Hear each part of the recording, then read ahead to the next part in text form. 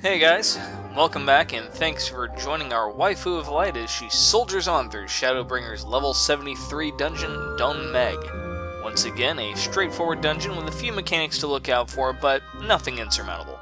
Like last time, this dungeon was run with the trust system, which has still performed admirably.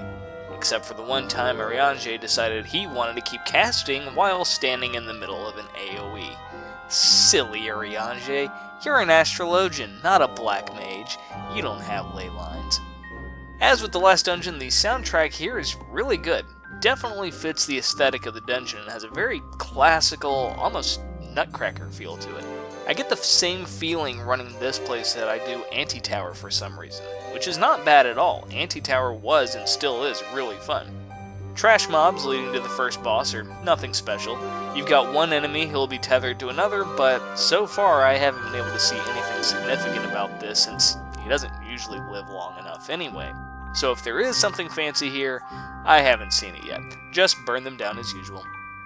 The first boss is Thon, Lord of the Lingering Gaze. Sort of an overblown name for a frog that looks like he's one step away from being a Funko Pop figure. But don't let his size fool you, he's got some decent attacks up his sleeve. The first is Candy Cane, which is a tank buster, so mitigate accordingly. Hydrofall is a single ground AoE that you'll want to avoid. Later on, he'll use the same attack, but will use 2 instead of 1. Nothing too dangerous. Next is Laughing Leap, just another ground AoE to avoid. Just be sure to move. Unlike Urianger here. The worst of his attacks is Land's Blood. Land's Blood sends out consistent arena-wide damage while also spawning water circles all over the ground. Don't stand near these as they will detonate and send you flying up into the air. As one group appears, another gets ready to detonate. Once you've seen one group explode, move to that area as a safe zone to avoid the new set that is about to erupt. Just keep an eye on the ground or else you're gonna get knocked up. Not too complicated. Yet we all know someone who just keeps getting knocked up over and over again and can't seem to figure out why it's happening. It's not complicated. Connect the dots. Finally, Thon will occasionally use Laughing Leap with a split damage marker. Stack accordingly. Outside of that, just keep repeating these mechanics until Ankh is down and is now able to sympathize with Kermit that it ain't easy being green. The only thing to be aware of with the next set of trash is the ginormous wasp nest that will spawn a group of 8 honeymakers. If you're doing a wall-to-wall pull, this is going to be the only difficult part, so mitigate accordingly. Still, nothing too bad. The second boss is Grial, who is essentially an overgrown chia pet.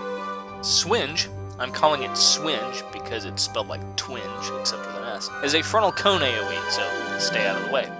Fodder will call down several adds that attempt to tether to the boss. Be sure to grab one of these. There are 5 total, so that means everyone in your party should have one, and the boss should only get 1. Let him get too many, and you're gonna get stomped. Timber is an arena-wide AoE that needs to be healed, but it isn't too devastating. Coiling Ivy is another fetter attack, but unlike Sable Price or Chain Down, you can attack your own painted route to free yourself. Do this ASAP and get back to burning down the boss. These mechanics repeat without any changes to their difficulty. And right after the second boss, you'll be able to grab the relic for the dungeon. Wow, that was fast. Only 2 bosses and it's over. Man, that was just, oh, it's a fake. Man, I did not see that coming. Well, guess it's back to burning down trash with reckless abandon. The final boss is Thon again, except now he's less of a Funko Pop figure and more the love child of Kermit the Frog in Tuxedo Mask. Crippling Blow is a tank buster you'll need to mitigate. Virtuosic Caprico is an arena-wide AoE that inflicts a bleeding debuff. Imp Choir is a gaze attack, so be sure you don't try to win a staring contest with him. This will immediately be followed by Toad Choir. Be sure to be behind the boss when this happens or as far away from him as you can to avoid getting turned into a toad. Funambulous Fantasia will eliminate about 2/3 of the arena, leaving only a thin walkway across the gap. And unlike Thancred and Urianger, you cannot actually use a gap closer to get to the boss. Instead, you'll have to go and do your little turn on the catwalk, the catwalk, and proceed to pummel the crap out of the boss's lyre that he's playing. You've got plenty of time to do this, and if you're bad at getting across, hopefully the other players aren't. Once you destroy his instrument, the arena will return to normal. The next major phase is going to be Changeling's Fantasia. Thon will turn into Shade of Fear and not Cahulin from from Void Arc, even though it's the same thing with a palette swap. If you never did Void Arc, this is really easy. This guy likes to puke. He'll fire some ground AoEs that you need to avoid. Simple enough. Corrosive Bile is a front-facing AoE, so don't be in front of his mouth when he's about to throw up. Pretty good rule of thumb for life in general, really. His flailing tentacles are pretty easy to avoid too. Avoiding tentacles is actually pretty easy despite what many productions coming out of Japan might have you believe.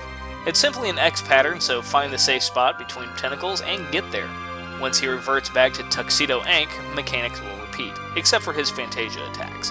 He does like to cast Virtuosa Caprico back to back to back, so keep an eye out. Other than that, keep wailing on this Jim Henson refugee and send douchebag Kermit packing.